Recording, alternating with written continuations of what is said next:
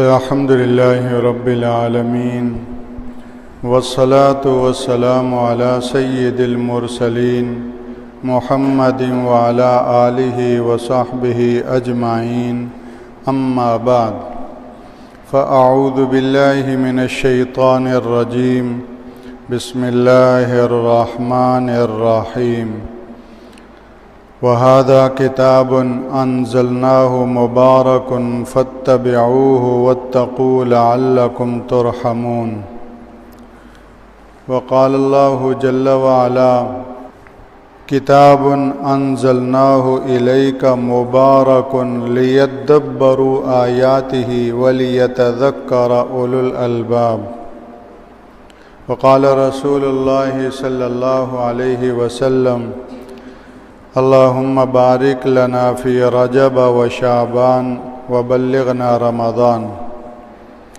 اللهم صل على سيدنا ومولانا محمد وعلى آل سيدنا ومولانا محمد وبارك وسلم۔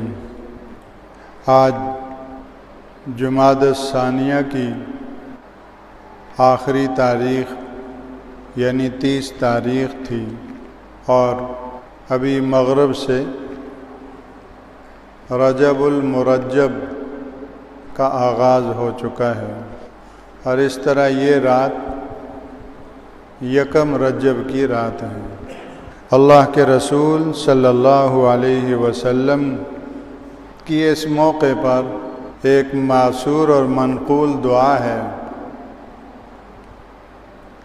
کہ اللہ کے رسول صلی اللہ علیہ وسلم جب رجب کا چاند دیکھتے تو یہ دعا مانگتے تھے، اللہم بارک لنا فی رجب و شعبان وبلغنا رمضان، اللہم بارک لنا فی رجب و شعبان وبلغنا رمضان۔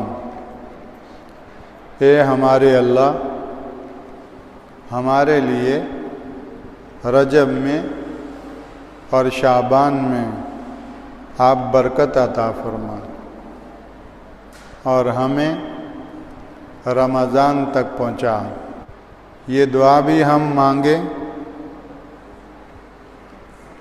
اور اس دعا کے اندر جو پیغام ہے اس موقع کے حوالے سے، اس دعا کے اندر جو پیغام ہے اس کو بھی ہم سمجھیں اور اس کے لیے بھی اپنے آپ کو تیار کریں۔ ایک پیغام تو یہ ہے کہ یہ موقع سنبھلنے کا ہے، یہ رجب کا چاند نظر آتے ہی یہ جو موقع ہے اس کو سرسری مت سمجھا جائے۔ جو غفلت رہی اور جتنا نقصان کر بیٹھے اب سنبھل جاؤ، بیدار ہو جاؤ، اپنے آپ کو کھنگالو، اپنے نفع نقصان کو چیک کرو، دیکھو۔ اور ایک عظیم مہینہ آ رہا ہے، اس کے حوالے سے ابھی سے تیار ہو جاؤ کہ اگر وہ مہینہ تمہارا قیمتی بن گیا، قبولیت والا بن گیا، تو بڑے بڑے اکابر اہل اللہ کا کہنا ہے کہ جس کا رمضان بنا اس کے 11 مہینے بن گئے۔ بڑے بڑے اہل اللہ کا یہ صرف کہنا ہی نہیں، گویا ان کا مشاہدہ ہے، اس حقیقت کا ادراک ہے ان کو کہ 11 مہینوں کے اوپر رمضان کی چھاپ ہوتی ہے۔ 11 مہینے رمضان کی کاپی ہے، کاپی، فوٹو اسٹیٹ۔ اگر تمہارا رمضان بن گیا، اگر تمہارا رمضان اللہ کے تعلق والا ہو گیا تو بس تمہارے 11 مہینے چمک گئے۔ ایک نہیں 100 شیطان بھی آئیں اس اللہ کے تعلق کے آگے ٹھہر نہیں سکیں گے جو رمضان کے ذریعے سے تمہیں نصیب ہو گیا ہے۔ چھٹی تو ہے نہیں، آخر وقت تک یہ رجیم مردود پیچھے لگا رہے گا، لیکن تم تکڑے ہو جاؤ گے، مضبوط ہو جاؤ گے دین میں، ایمان میں، تعلق مع اللہ میں پہلوان بن جاؤ گے، شیطان کی کیا مزہ؟ مومن کا شیطان لاغر، کمزور، مار کھاتا رہتا ہے، اس کو پمپنے کا موقع نہیں ملتا۔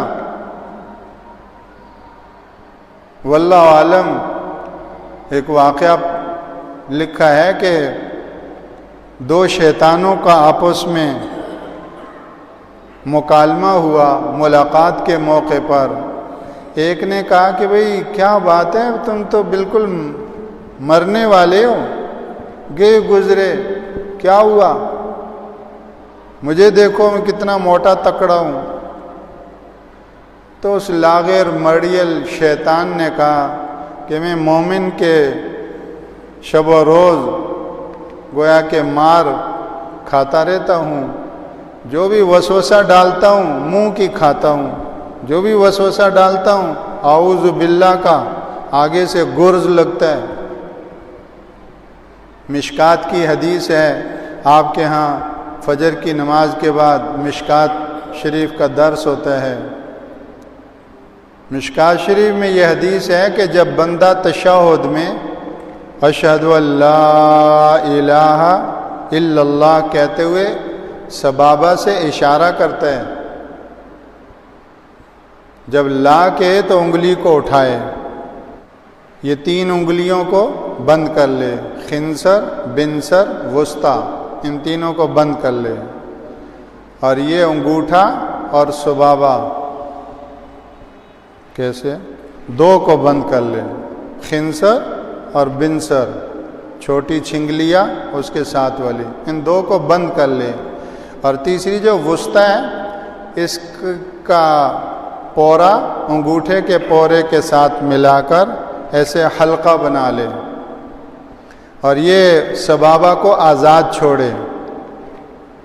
جب اشہد ان لا پہ جب پہنچے تو اس کو اوپر اٹھائے، اس سے اشارہ کرے، اور جب لا الہ الا پر پہنچے تو پھر اس کو نیچے چھوڑ دے، نیچے گھٹنے اور ران کے ساتھ اس کو ٹیکے نہیں، اس کو آزاد چھوڑ دے، اور پھر سلام پھیرنے تک اسی حالت میں رہے۔ تو اب اس مشکات شریف کی حدیث میں آتا ہے کہ جب بندہ یہ سبابہ سے اشارہ کرتا ہے، شیطان کے لیے لوہے سے زیادہ یہ گراں گزرتی ہے یہ اشارہ۔ الاشارۃ بالسبابہ اشد علی الشیطان من الحدید، لاٹھی سے مارنا، سریے سے مارنا، سریے سے پٹائی کرو، اس سے زیادہ پٹائی ہو رہی ہے شیطان کی اس اشارے سے۔ اللہ سے بندہ جڑ جائے اور اللہ کی عظمت اور بڑائی اس کے دل میں پیوست ہو، اور یہ انگلی سے اللہ کی بڑائی اور کبریائی اور وحدہ لا شریک اللہ کا اشارہ کرے، یہ بھی شیطان پہ بھاری گزرتا ہے۔ یہ کیوں اللہ کی ذات پاک کے تعلق میں آیا؟ تو مومن کا شیطان کمزور، اور دوسرا جو تھا بڑا تکڑا، اس نے کہا میں تو کسی فاسق فاجر کا وہ تھا شیطان کہ میں تو جو اس کو کہتا ہوں وہی کرتا ہے، میری موج ہے، خوب خوراک ملتی ہے، کھانے میں بیٹھتا ہے تو بسم اللہ نہیں پڑھتا، مجھے بھی کھانے میں حصہ ملا ہے۔ تو بہرحال رمضان جس کا بنا اس کی زندگی بن گئی۔ اور کسی نے یہ شعر کہا، اور اس میں بہت بڑا اس میں حقیقت کا بیان بھی ہے کہ زندگی گزارو رمضان کی طرح، موت آئے گی عید کے چاند کی طرح۔ زندگی گزارو رمضان کی طرح، موت آئے گی عید کے چاند کی طرح۔ حضرت حکیم الامت مولانا اشرف علی تھانوی نور اللہ مرقدہ ایک مرتبہ فکر مند بیٹھے ہوئے ہیں، تو کسی نے پوچھا کہ حضرت کیا سوچ رہے ہیں؟ تو فرمایا کہ میں اپنے رمضان اور غیر رمضان کا موازنہ کر رہا ہوں، رمضان کا اور غیر رمضان کا موازنہ کر رہا ہوں، اپنے آپ کو چیک کر رہا ہوں۔ یہ جو مشائخ مراقبہ تعلیم کرتے ہیں، مختلف گویا کہ مجاہدے، تو یہ اپنی ذات پر محنت کے لیے ہوتا ہے۔ قبر میں اترنے سے پہلے یہ وقت ہے اپنی ذات کو پکڑ کر اس پر محنت کرے، اس کو لاوارث نہ چھوڑے، اس کو آزاد نہ چھوڑے، ورنہ یہ ناکارہ اور آوارہ ہو جائے گا۔ اور کڑا نگران رہے اس پر، 24 گھنٹے اس کی نگرانی میں ہے اور اس کی پوچھ ہوگی، تو یہ نگرانی کرے بھی تو پھر یہ بہت قیمتی بن جاتا ہے۔ اب کیسی اپنا محاسبہ کر رہے ہیں کہ میں اپنے رمضان اور غیر رمضان کا موازنہ کر رہا ہوں۔ تو پھر اس کے بعد الحمدللہ کہا۔ کیا کہا؟ الحمدللہ، اللہ کا شکر ادا کیا، الحمدللہ، اور فرمایا کہ الحمدللہ میں اپنے رمضان اور غیر رمضان میں کوئی فرق نہیں پاتا۔ سبحان اللہ، تو کتنی محنت کی ہے، میں اپنے رمضان اور غیر رمضان میں فرق نہیں پاتا، یعنی اتنی محنت کی کہ ان کے 11 مہینے بھی رمضان اور رمضان کی طرح بن گئے۔ تو اب بتائیے، زندگی گزارو رمضان کی طرح، تو پھر اللہ نے کیسی ان کو موت کی عید کے چاند کی طرح موت عطا فرمائی ہوگی۔ تو رسول اللہ صلی اللہ علیہ وسلم کی یہ جو مبارک دعا ہے، اللہم بارک لنا فی رجب و شعبان و بلغنا رمضان، اس میں ایک پیغام تو یہ ہوا کہ بھئی اب سنبھل جاؤ، جو تم بھاگم بھاگ دوڑ رہے ہو دنیا کی طرف، دکان کی طرف، کاروبار کی طرف اور مختلف چیزوں کے اکٹھا کرنے کی طرف، تھوڑا سا رک جاؤ، سنبھل جاؤ، اور اس موقع پر اللہ کی طرف متوجہ ہو جاؤ اور اللہ کے حضور یہ دعا مانگو، اے میرے اللہ میرے رجب کو مبارک کر دے، میرے شعبان کو مبارک کر دے، کیونکہ جس کا رجب بنا، جس کا شعبان بنا، پھر اس کا رمضان بنے گا۔ یہ کن کا پیغام ہے؟ رحمت للعالمین صلی اللہ علیہ وسلم کا۔ ان سے زیادہ حقیقت کا جاننے والا، دیکھنے والا، سمجھنے والا کوئی نہیں۔ ہماری جانوں سے زیادہ ہمارے قریب، ہماری جانوں سے زیادہ ہم پر اختیار رکھنے والے صلی اللہ علیہ وسلم، فدا ہو ابی و روحی۔ تو شیطان کیا کہتا ہے؟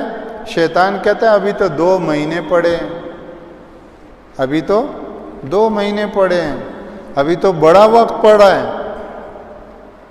تو شیطان یہ سوچ اور یہ خیال اور یہ وسوسہ ڈال رہا ہے، یعنی اسی غفلت میں یہ چلتا رہے یہاں تک کہ رمضان آ جائے۔ اس کی کوئی استعداد اور تیاری نہیں ہے، تو رمضان جب آئے گا اس میں کچھ بھی نہیں ہو پائے گا، نتیجتاً جبریل امین کی بد دعا کا یہ شکار ہو جائے۔ اعاذنا اللہ منہا۔ تو ہم شیطان کی بات کو رد کر دیں اور جاگ جائیں، رسول اللہ صلی اللہ علیہ وسلم کی بات کو چاروں ہاتھوں لیں اور آج سے کچھ اپنی تشکیل کریں۔ اللہ کے حضور جب میں نے مانگا اللہم بارک لنا فی رجب و شعبان، اے اللہ میرے رجب کو مبارک بنا، تو اب بیٹھ کر 5 منٹ اپنے لیے دیں، 5 منٹ یومیہ 1 دن کا کچھ جرنل سطح کا موٹا موٹا نقشہ ذہن میں طے کریں کہ بھی کل مجھے کیا کرنا ہے، اور اس کے ساتھ ساتھ کیا نہیں کرنا، بس موٹا سا یہ اپنے لیے ایک مشن طے کریں، اور پھر اللہ کے حضور دعا کریں کہ اللہ کل سے مجھے اس پر جمنا نصیب فرما اور میری مدد اور نصرت فرما، کہ میں اپنے رجب کو اور اپنے شعبان کو مبارک بنانا چاہتا ہوں، اور اے اللہ تیرے حضور دعا مانگی ہے، اللہم بارک لنا فی رجب و شعبان، تو اللہ اس میں میری مدد و نصرت فرما۔ تو اپنے لیے ایک ٹائم ٹیبل بنائیں۔ ہمارے حضرت لدینوی نور اللہ مرقدہ فرماتے تھے کہ ٹائم ٹیبل، نظام الاوقات کے بغیر تو کوئی سکول، کوئی کالج، کوئی یونیورسٹی نہیں چلتی۔ ایک ہماری زندگی ہے جو ٹائم ٹیبل کے بغیر چل رہی ہے۔ حالانکہ یہ پانچوں نمازیں ایک منظم، ایک مرتب ترتیب پر ہماری زندگی کو لانے کے لیے ہیں۔ کب جاگنا ہے، کب سونا ہے، کب کیا کرنا ہے، پوری ہمیں گویا کہ مرتب اور ترتیب والی زندگی پر لایا گیا۔ اس میں سب سے پہلی چیز کل سے تکبیر اولیٰ کے ساتھ پانچوں نمازوں کا اہتمام کرنا ہے۔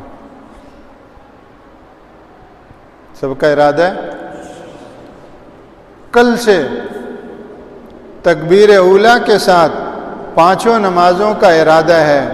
دیکھیں، نیت تو ساری زندگی کی ہو کہ مجھے اے اللہ تیرا بن کر جینا ہے اس دھرتی پر، اور تیرا بن کر تجھے لے کر تیرے پاس آنا ہے۔ ان صلاتی و نسکی و محیای و مماتی للہ رب العالمین لا شریک لہ وبذالک امرت وانا اول المسلمین۔ تو نیت تو پوری زندگی کی ہو، لیکن کام یومیہ ایک دن کا ہو، زیادہ بوجھ نہیں۔ بڑے فرماتے ہیں لمبی مت سوچو کہ بھئی نہیں، ایک دن کی سوچو کہ مجھے آج کے دن یہ کرنا ہے، روز کا بس گویا کہ اپنا وہ عمل ہے، اور روز رات کو اس کی جو ہے وہ اس کا حساب ہے کہ آج کیا ہے یا نہیں ہوا، جو بھی ہے رات کو حساب کر لیا بس، اور کل جب ہوگا تو کل پھر میری یہ پابندی شروع۔ تو روز کے روز ایک دن کی بس، اور ایک دن میں کتنی نمازیں ہیں؟ کتنی ہیں؟ 5۔ بس یہ طے کر لے آج کی 5 نمازیں مجھے تکبیر اولیٰ کے ساتھ پڑھنی ہے، بس اس کی نگرانی، اور اپنی جو ہے وہ ساری نقل و حرکت میں اس کی جو ہے وہ فکر ہو۔ عصر کی نماز پڑھ کے میں آپ کی طرف چلا تو سارے راستے میں مجھے یہ فکر تھی کہ تکبیر اولیٰ کے ساتھ یہاں نماز میں پہنچ جاؤں۔ عشاء کا کوئی خیال نہیں، نیت ساری زندگی کی رکھیں، لیکن ابھی تو میرے سامنے صرف مغرب کی نماز ہے۔ جیسے اب مغرب کی نماز پڑھ لی تو اب کس کی نیت رکھیں؟ عشاء کی، کہ بھئی مجھے عشاء کی نماز تکبیر اولیٰ کے ساتھ پڑھنی ہے۔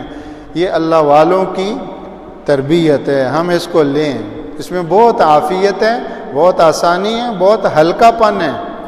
کہ موقع کا عمل کر لو، موقع کے عمل کی فکر کر لو، بس جس کا دن بن گیا اس کا ہفتہ، مہینہ، سال بن گیا۔ دنوں کو بناؤ، بس یومیہ کی محنت ہے بس۔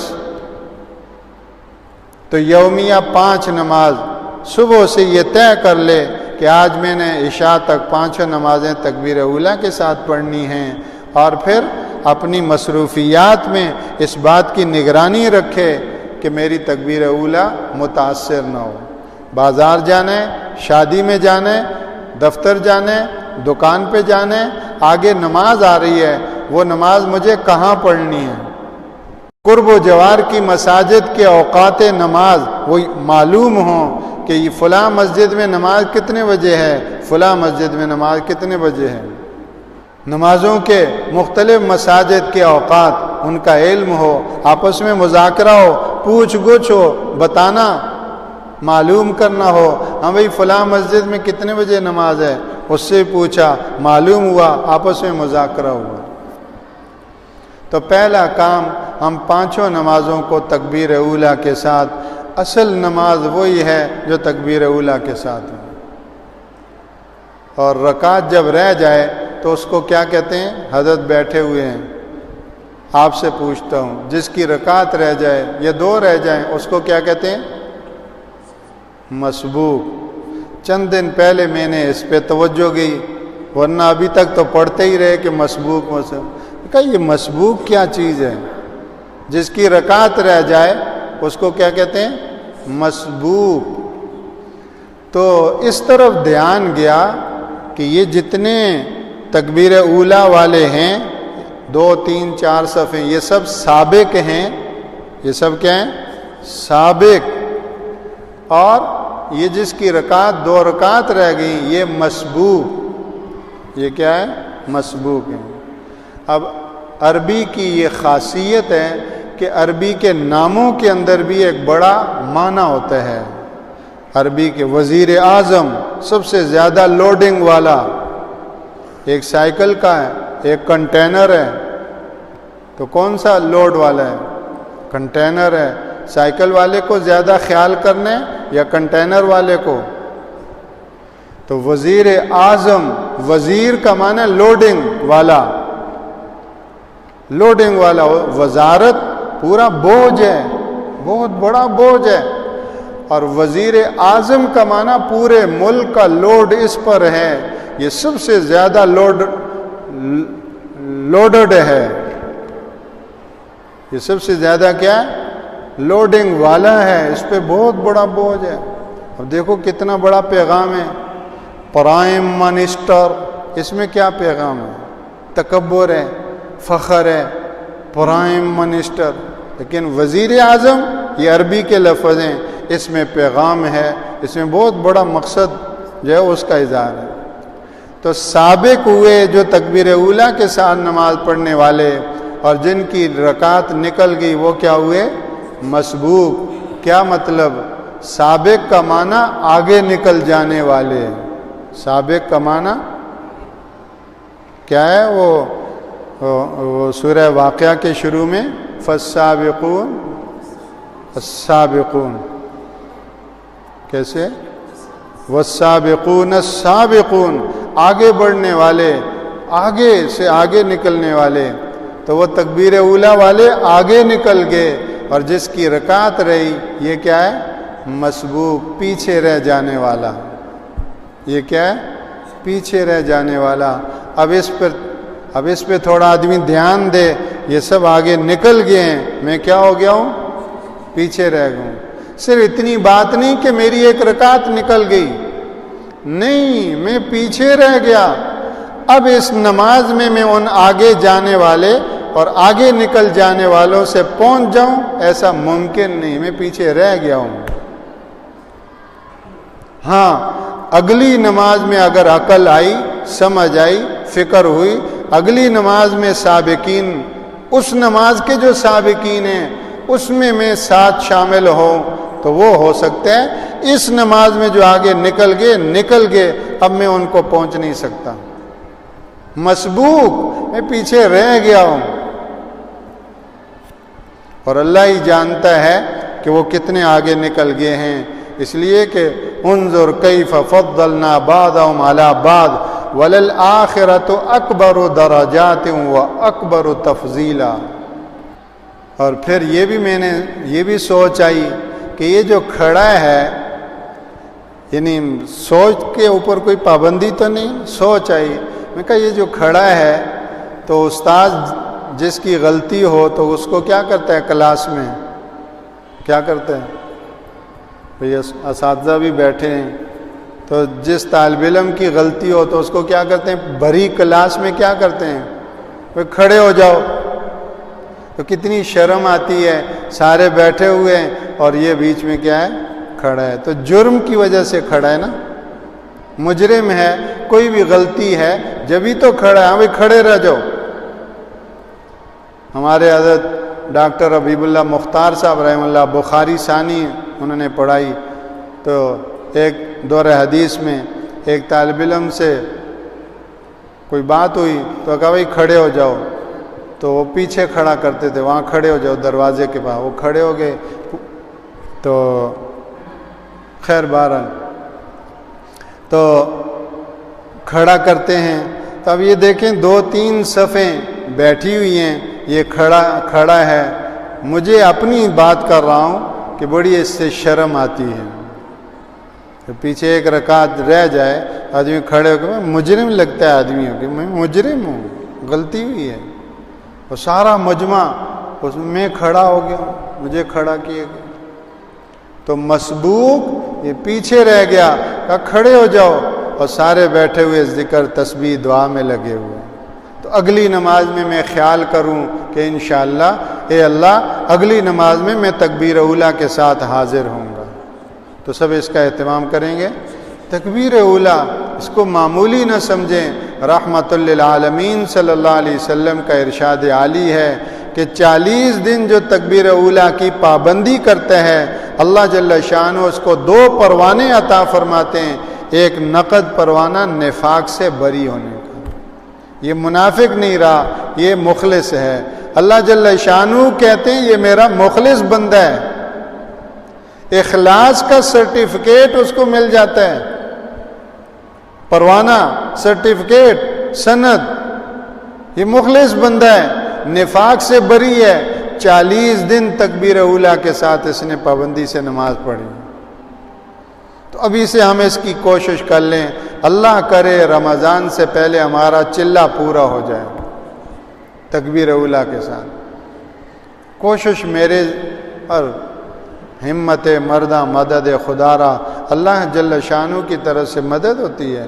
یہ جوانی کس کام کی اگر میں تکبیر اولیٰ مجھے یہ جوانی نہیں دے رہی، تو مجھ سے تو یہ بوڑھے بزرگ اچھے ہیں جو تکبیر اولیٰ کی پابندی کر رہے ہیں۔ آج بھی کیسے کیسے نوجوان ساتھی ہیں، ایک ساتھی جب ان کا چلہ پورا ہوتا ہے مجھے بتاتے ہیں، بڑا لطف آتا ہے، وہ چلہ پورا ہو گیا، شہری زندگی ہے، مصروف ہیں، لیکن فکر ہے تو اللہ پورا کروا دیتے ہیں، اور سال سے زائد عرصہ ہو گیا ہے ان کی تکبیر اولیٰ چل رہی ہے۔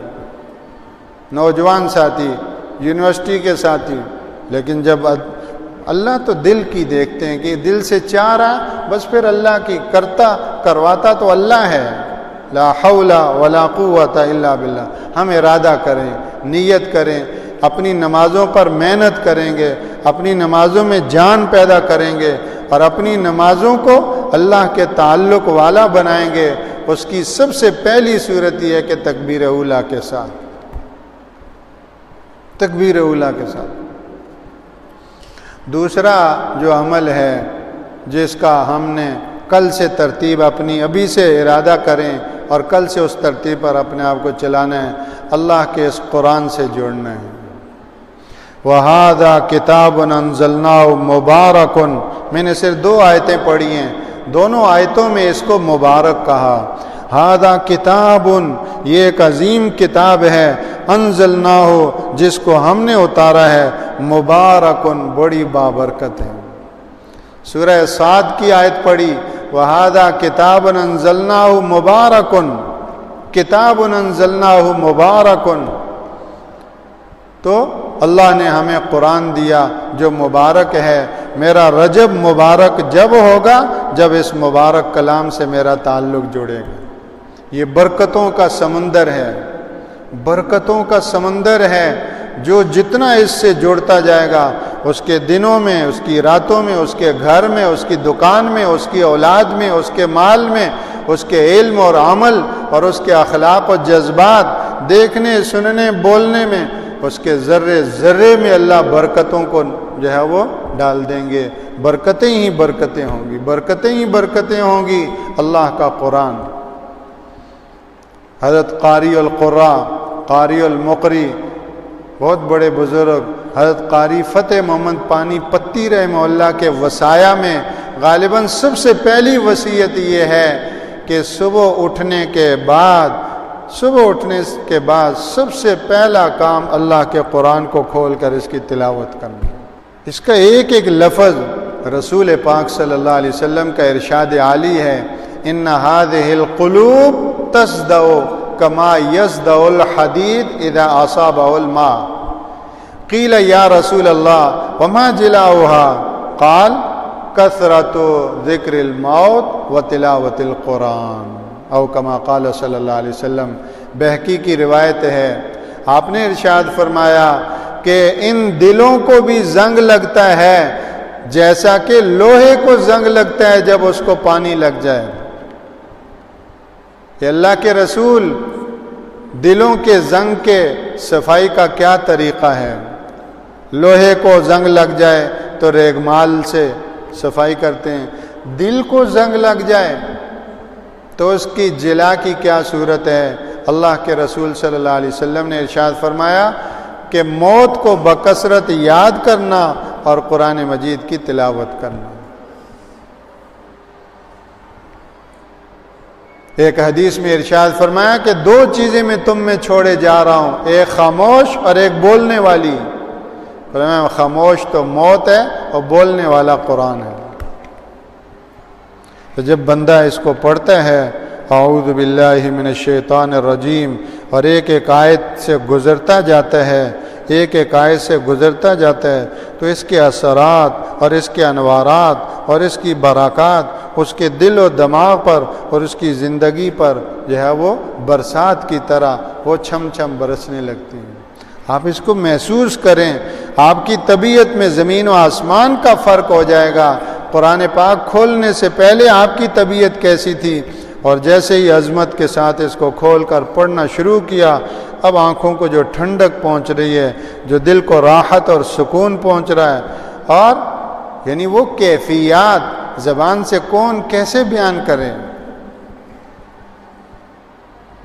اور چونکہ اس میں سب سے زیادہ بڑی رکاوٹ شیطان کی ہے، اس لیے کہا پہلے کہ اعوذ باللہ من الشیطان الرجیم، فَإِذَا قَرَأْتَ الْقُرْآنَ فَاسْتَعِذْ بِاللَّهِ مِنَ الشَّيْطَانِ الرَّجِيمِ۔ یہ مردود تمہیں قرآن سے نہیں جڑنے دے گا۔ تم نے کھولا، قرآن شروع کیا، یہ تمہیں کوئی کام یاد دلائے گا، کوئی بات یاد دلائے گا، اور کوشش کرے گا یہ بند کرے اور اٹھ کر جائے۔ اس لیے پہلے کہو اعوذ باللہ من الشیطان الرجیم۔ تو دوسرا معمول کیا ہوا؟ یہ کیا ہے؟ قرآن مجید کی تلاوت۔ اب قرآن مجید کی جو تلاوت ہے اس کے 3 درجے ہیں۔ تلاوت قرآن کے کتنے؟ 3 درجے ہیں۔ پہلا درجہ جو سنن ابی داود کی حدیث کے مطابق اکثر صحابہ کا معمول تھا، اکثر صحابہ کا، وہ پہلا درجہ فمی بشوق کا ہے۔ پہلا درجہ فمی بشوق کا ہے، یعنی قرآن مجید کی 7 منزلیں ہیں، یومیہ 1 منزل کی تلاوت ہو، یومیہ 1 منزل کی تلاوت ہو۔ فمی بشوق، فا سے فاتحہ اور میم سے مائدہ اور یا سے یونس اور با سے بنی اسرائیل اور شین سے شعراء، واو سے والصافات اور قاف سے قاف۔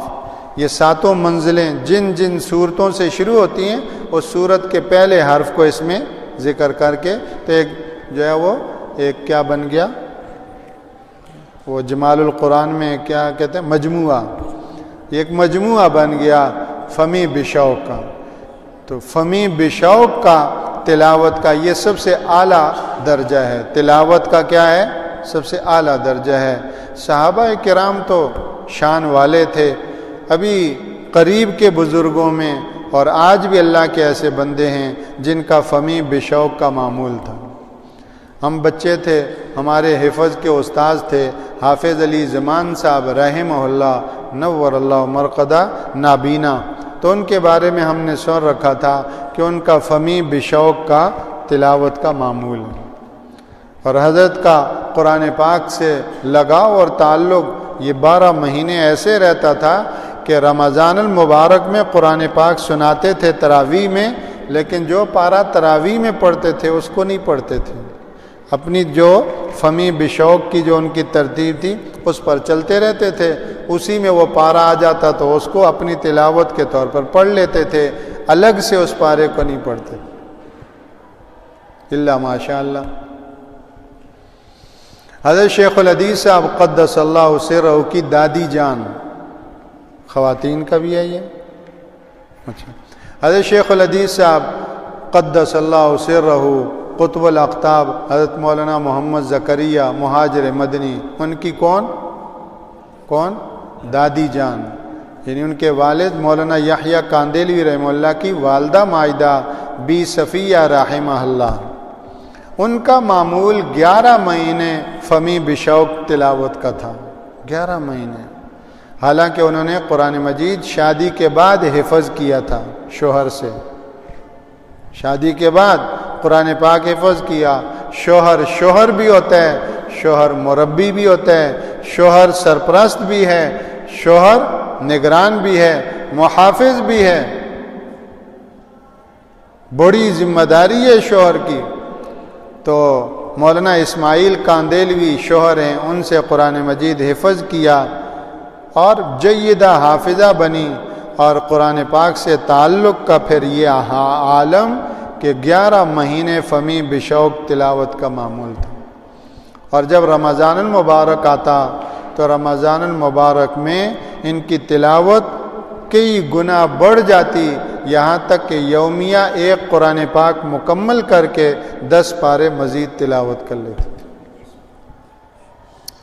10 پارے مزید، 40 پارے رمضان المبارک میں یومیہ ان کی تلاوت کا معمول تھا۔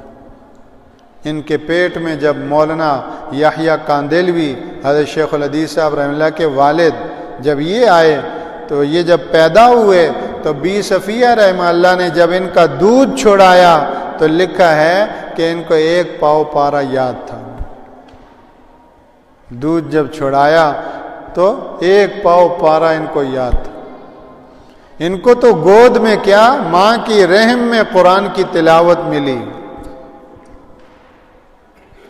چنانچہ 6 سال کی عمر میں یہ قرآن کے جید اور پکے حافظ بن گئے، اور ان کے والد مولانا اسماعیل کاندیلوی رحمہ اللہ نے جب مکمل حافظ بنے تو فرمایا کہ بھئی صبح قرآن پاک شروع کرو، جب قرآن پاک تم نے پورا کر لیا تمہاری چھٹی ہے۔ تو یہ فرماتے ہیں کہ میں فجر کی نماز کے بعد قرآن پاک شروع کرتا تھا، ظہر کی نماز تک میرا قرآن پاک پورا ہو جاتا تھا، پھر اس کے بعد میری چھٹی ہو گئی۔ 6 مہینے اسی طرح میری ترتیب رہی، 6 مہینے تک یومیہ ایک قرآن پڑھتے تھے، فجر کو شروع کیا، ظہر کو پورا کرتے تھے۔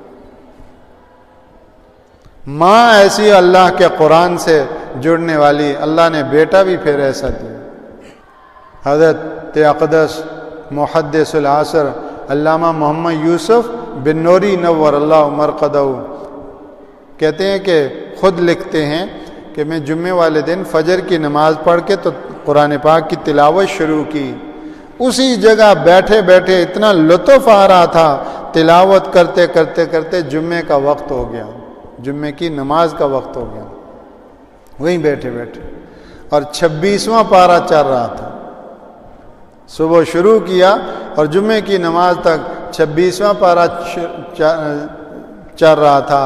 تو فرماتے ہیں کہ وہ چھوٹی مسجد تھی، وہاں جمعے کی نماز نہیں ہوتی تھی، اس لیے مجھے جمعے کی نماز کے لیے دوسری مسجد میں جانے کی وجہ سے تلاوت روکنا پڑی، ورنہ جی چاہتا تھا قرآن پاک پورا کر کے اٹھوں۔ کیسا تعلق تھا۔ رات کو تراویح کے اندر قرآن سنا تو مولانا عبداللطیف صاحب رحمہ اللہ ساتھی ان کے آئے تو حضرت بن نوری رحمہ اللہ نے فرمایا تم ماشاءاللہ اچھے حافظ ہو، اب جو ہے وہ تھوڑا قرآن سناؤ۔ تو کھڑے ہو گئے، نفلوں میں سحری تک قرآن پاک پورا جو ہے وہ نفلوں میں سن لیا، انہوں نے سنا لیا، انہوں نے سن لیا۔ تو اللہ نے آج بنوری ٹاؤن میں کیسی برکتیں رکھی ہیں، یہ اس برکتوں کے سمندر کے تعلق کی بات۔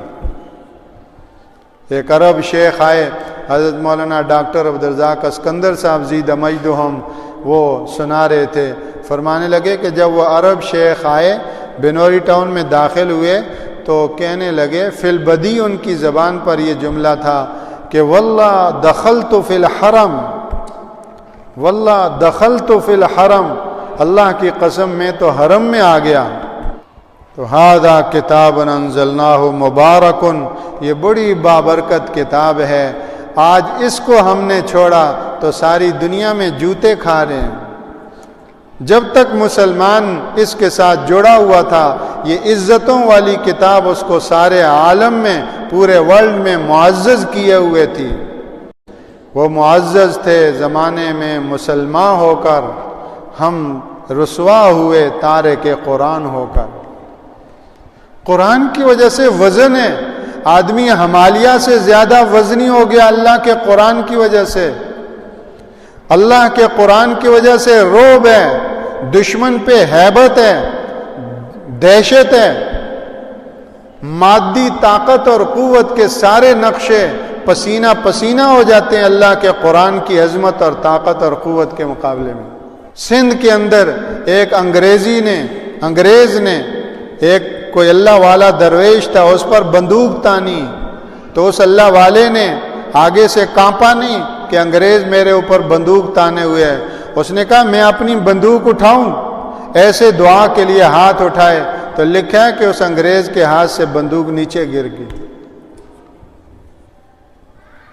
کار ساز ماں بفکر کار ماں، فکر ماں درکار ماں آزار ماں، زمین و آسمان کا وہ رب ہے، وہ دیکھ رہا ہے میری کتاب کے ساتھ کون جڑا ہوا ہے، اس کے وہ کام اللہ سلوٹوں میں نمٹائے گا۔ وہ کام جو کام دوسروں کو گنجا کر دیں گے، وہ کام جو دوسروں کو پریشان کر کے چھوڑیں گے، اس کے کام اللہ لمحوں میں ایسے نمٹائے گا۔ یہ اللہ کی کتاب کے ساتھ جوڑا ہوا ہے۔ میں اور آپ کوئی کتاب لکھیں اور ہم دیکھیں کہ ہماری لکھی ہوئی کتاب کوئی پڑھ رہا ہے تو وہ کتنا ہمیں اچھا لگے گا کہ میری کتاب پڑھ رہا ہے۔ سوچیں ہم، اللہ دیکھ رہا ہے میرا بندہ ذوق و شوق سے میرا قرآن پڑھ رہا ہے، کتنی اللہ کی نگاہ محبت اس پہ پڑے گی۔ تو جبر کریں، اپنے آپ کو جوڑیں، پہلے جبر کرنا پڑتا ہے، پھر یہ مقناطیس ایسا کھینچ لیتا ہے کہ پھر چھوٹتا نہیں۔ تو پہلا درجہ تلاوت کا فمی بشوق کا ہے، دوسرا درجہ تلاوت کا 3 پارے، دوسرا درجہ کیا ہے؟ یومیہ 3 پارے۔ جو حافظ قرآن ہیں وہ 3 پاروں پر اپنے آپ کو مجبور کریں۔ یہ رجب میں اب اس کی ترتیب کل سے شروع کر دیں۔ اگر پکا حافظ ہے تو 1 پارا دن صبح سے لے کر رات تک کی سنن میں پورا کر لیں۔ بھائی فجر کی 2 سنتیں، ظہر کی 6 سنتیں، مغرب کے ساتھ 4 غیر موقدہ سنتیں، عصر کے ساتھ، مغرب کے ساتھ 2 سنتیں موقدہ ہیں، عشاء کے ساتھ 2 سنتیں موقدہ ہیں، 13 سنن تو موقدہ ہیں۔ اگر ہر رکعت میں 1 رکوع پڑھ لیں تو 13 سنتوں میں کتنے رکوع ہوئے؟ 13 رکوع ہوئے۔ 1 پارا تقریباً ان سنتوں میں ہو جائے گا، اور 2 پارے بن نظر پڑھ لیں تو دوسرا درجہ تلاوت کا کیا ہے؟ 3 پارے۔ بالخصوص جو حفاظ ہیں وہ اس کی ترتیب بنائیں۔ اور تیسرا اور آخری درجہ تلاوت کا 1 پارا۔ تیسرا درجہ کیا ہے؟ 1 پارا۔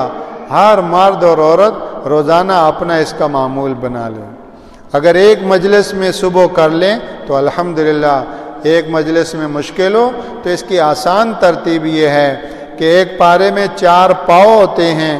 اگر 4 نمازوں کے ساتھ ایک پاؤ میں جوڑ دوں کہ بھئی 1 پاؤ ظہر کے ساتھ، 1 پاؤ مغرب کے ساتھ، 1 پاؤ عصر کے ساتھ، اور 1 پاؤ پارا عشاء کے ساتھ، سہولت کے ساتھ 1 پارا کیا ہوگا؟ پورا ہو جائے گا۔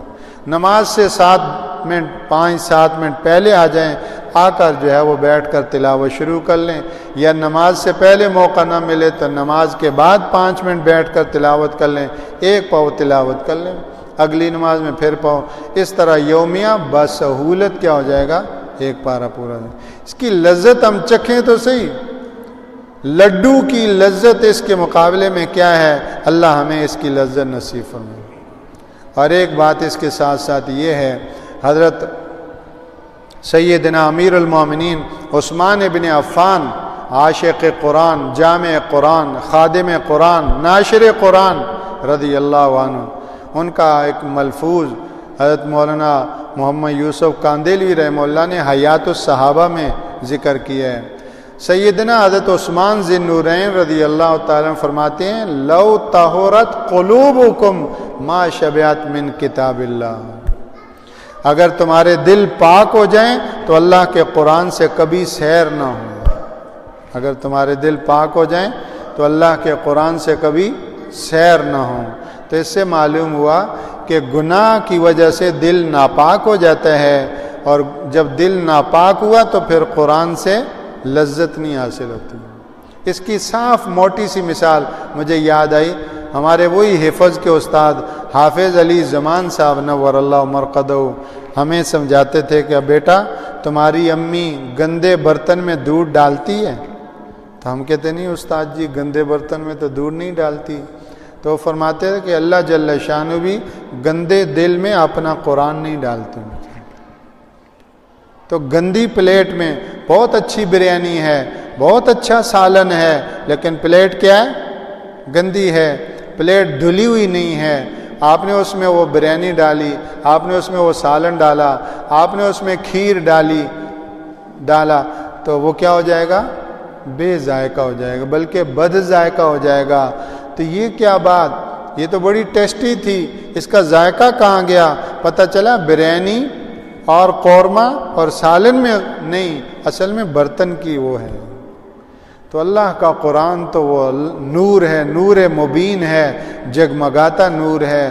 اصل میں میری زبان گناہ والی جو جھوٹ بولتی ہے، جو لعن طعن کرتی ہے، میرا دل گناہ کے گندگی والا، اس وجہ سے اس کی لذت اور اس کا ذائقہ وہ نہیں ہو رہا۔ تو اس کے ساتھ ساتھ ان دونوں اعمال کے ساتھ ساتھ تیسرا جو ہم نے اہتمام کرنا ہے وہ یہ کہ کل سے اپنے آپ کو گناہ سے بچانا ہے۔ کل سے اپنے آپ کو گناہ کی کڑی نگرانی، گناہوں سے، دیکھنے کے، بولنے کے، سننے کے، ہر طرح کے گناہ سے اپنے آپ کو بچانا۔ اور جو ہیں تو استغفار کا پانی موجود ہے، اللہ کے حضور استغفار کریں، اے اللہ میں نے گناہوں سے اپنے باطن کا ستیہ ناش کر لیا، اے کریم اللہ میرے باطن کو رفو فرما دے، میرے باطن کو پاک فرما دے۔ اور اللہم باعد بینی و بینا، حضرت سے یہ دعا لکھوا لیں اور ثنا کی جگہ کبھی کبھی یہ دعا مانگا کریں۔ سنتیں پڑھیں، نفل پڑھیں تو کیا کریں؟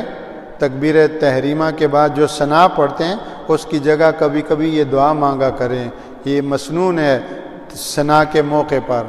اللہم باعد بینی و بین خطایا کما باعدت بین المشرق والمغرب، اللہم نقنی من الخطایا کما ینقی الثوب الابیض من الدنس، اللہم اغسلنی من خطایای بالماء والثلج والبرد۔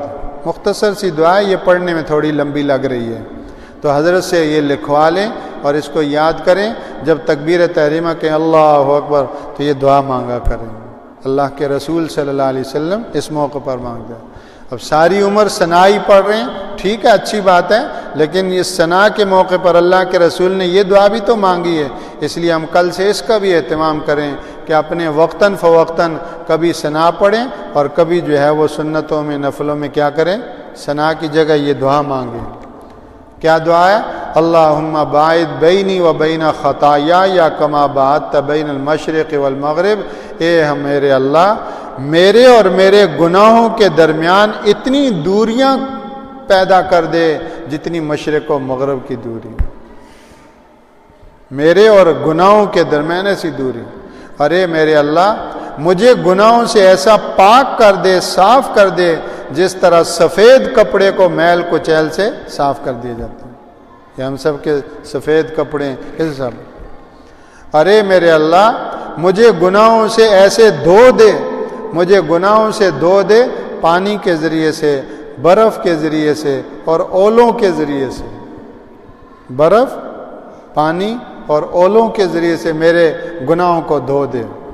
یہاں ایک نقطہ بھی عرض کروں، ٹھنڈے پانی سے جب کپڑے دھوئیں تو میل نکلتی ہے؟ جی، ٹھنڈے پانی سے کپڑے دھوتے ہیں میل نہیں نکلتی، گرم پانی سے۔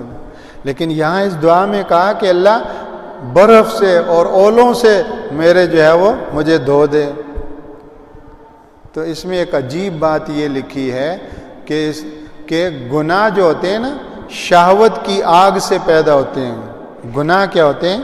شہوت کی آگ جو ہے بھڑکتی ہے، جو جہنم کا وہ پرتو ہوتی ہے، تو اس شہوت کی آگ کے بھڑکنے سے گناہ صادر ہوتے ہیں، تو اس کی ضد برف اور اولے ٹھنڈک ہے۔ اس لیے جب اللہ نے میرے اس شہوت کی آگ کے مقابلے میں برف اور اولوں سے مجھے پاک کیا ہے، تو اب اتنا میرا باطن ٹھنڈا ہو گیا کہ اب گناہ کے اور شہوت کے جذبے ہی نہیں رہے۔ تو ان دونوں اعمال کے ساتھ نماز اور قرآن، ان دونوں کے ساتھ اس کا بس ہم تھوڑا احتیاط کریں۔ جو گناہ ہو چکے اللہ کے حضور بہت آسان ہے، وہ کریم ہے، بہت کریم ہے اور بہت اکرم ہے۔ اقرأ وربک الاکرم، کریم ہے، اکرم ہے، بہت کریم ذات ہے، وہ ہم سے زیادہ، ہم پہ زیادہ شفیق اور مہربان ہے، ہم اپنی بھلائی اتنا نہیں چاہ سکتے۔ اور یاد رکھیں ہمارا ایمان ہے، میں اپنے سے اتنی محبت نہ کرتا ہوں نہ کر سکتا ہوں جتنا اللہ کو مجھ سے محبت ہے۔ اور یہ قرآن مجید کی نص قطعی ہے، ان ربی رحیم ودود، وہ اللہ ودود ہے، بہت چاہنے والا ہے، میں کتنا چاہ سکتا ہوں، اس کے چاہنے کا مقابلہ نہیں ہو سکتا۔ تو میں جب کہوں گا اے میرے اللہ معاف فرما دے، اللہ فرمائیں گے لبیک یا عبدی، اے میرے بندے معاف کر دیا، چلو، اس کے لیے کیا مشکل ہے۔ حضرت غالباً حضرت مولانا حکیم اختر صاحب نور اللہ مرقدہ، غالباً یہ ان کا مقولہ ہے کہ فرماتے تھے کہ یہ سارا کراچی، اس وقت تو کوئی ایک جو ہے وہ کروڑ آبادی تھی، تو 1 کروڑ آبادی اس سب کا سیوریج اور ان سب کا جو ہے وہ یہ بیت الخلاء اور سب کہاں جاتا ہے، کدھر جاتا ہے، سمندر میں جاتا ہے، پورے کراچی کا۔ یہ آگے دیکھو گولیمار ندی، ملیر ندی، فلاں نالہ، فلاں 13 نالے ہیں کراچی میں، سارا سمندر میں جاتا ہے۔ تو وہ فرماتے تھے کہ سمندر کا پانی پاک ہے نہ پاک؟ کیا ہے؟ پاک ہے۔ 1 کروڑ انسانوں کی گندگی جا رہی ہے اور سمندر کا پانی پھر ہی پاک ہے، ناپاک نہیں کر سکتا اس کو۔ کہ سمندر کی ایک لہر اٹھتی ہے سب کو پاک کر دیتی۔ تو وہ سمجھا رہے تھے اللہ کی رحمت کو کہ دیکھو یہ سمندر مخلوق ہے۔ سمندر کیا ہے؟ مخلوق ہے۔ مخلوق کی ایک موج میں اللہ نے یہ تاثیر رکھی ہے کہ 1 کروڑ انسانوں کی گندگی کو ایک موج اس کی پاک کر دیتی ہے۔ تو اس خالق کی رحمتوں کے کیا ٹھکانے، وہ اپنے بندے کے گناہ کو نہیں معاف کر سکتا۔ فَأُولَٰئِكَ يُبَدِّلُ اللَّهُ سَيِّئَاتِهِمْ حَسَنَاتٍ، بس اے میرے اللہ، میں رمضان کے لیے تیاری کرنا چاہ رہا ہوں۔ کہتے ہیں کہ ہاتھی والوں سے دوستی کرنے والے دروازے کیا کرتے ہیں؟ کیا کرتے ہیں؟ اونچے رکھتے ہیں۔ تو میں رمضان کو پانا چاہ رہا ہوں، تو اب گھٹیا کاموں سے میں ہاتھ جھاڑ لوں، گھٹیا کاموں سے۔ رمضان اللہ کا مہینہ ہے، رمضان شہر اللہ، اللہ کا مہینہ ہے۔ اللہ کا مہینہ بہت بڑا مہینہ ہے، شہر رمضان الذی انزل فیہ القرآن۔ تو اس کو پانے کے لیے گھٹیا دیکھنے کو چھوڑنا، گھٹیا بول کو چھوڑنا، گھٹیا سننے کو چھوڑنا، گھٹیا حرکتوں کو چھوڑ دینا، اور یہ سب اللہ دیکھے اس لیے کہ یہ بندہ میرا بننا چاہ رہا ہے، رمضان کو پانا چاہ رہا ہے۔ اور اس میں رجب اور شعبان کا جھاڑو لگا کے رجب اور شعبان کو کیا کر رہے ہیں؟ صاف اور پاک کر رہے ہیں۔ تو انشاءاللہ اللہ کسی کی محنت کو ضائع نہیں فرماتے۔ الشکور جل جلالہ، الشکور بہت قدردان ہے، بہت قدردان ہے۔ ہم اپنے بیٹے کو 5 روپے دیں تو ہمارے منہ کی طرف دیکھے گا، ابو کیا کریں، 5 روپے ابو؟ یہ بھی چھوٹا نواسا آیا تھا، اس کو 5 روپے دو تو دیکھے گا۔ لیکن اللہ من یعمل مثقال ذرۃ خیرا یرہ، کیسا شکور ہے جل جلالہ۔ ایک کھجور دانہ، کھجور کا دانہ اللہ احد پہاڑ جتنا بڑھا کر اس کو واپس دیتے ہیں۔ تو بہت قدردان ذات ہے، ہمیں تو اس پہ فخر ہونا چاہیے، اللہ میرا رب ہے، اللہ ربی، اور اس پر خوشی ہونی چاہیے کہ میں اللہ کا بندہ ہوں۔ تو اب اس تعلق میں جو فطور آ گیا ہے، جو اس تعلق میں ذوف آ گیا ہے، جو اس تعلق میں گرد و غبار آ گئے ہیں، رمضان دعوت دے رہا ہے، آ جاؤ اپنی ذاتوں کو مانج لو، اور اس کے لیے ابھی سے تیاری کر لو۔ اللہم بارک لنا فی رجب و شعبان و بلغنا رمضان۔ سبحانک اللہم و بحمدک، نشہد ان لا الہ الا انت۔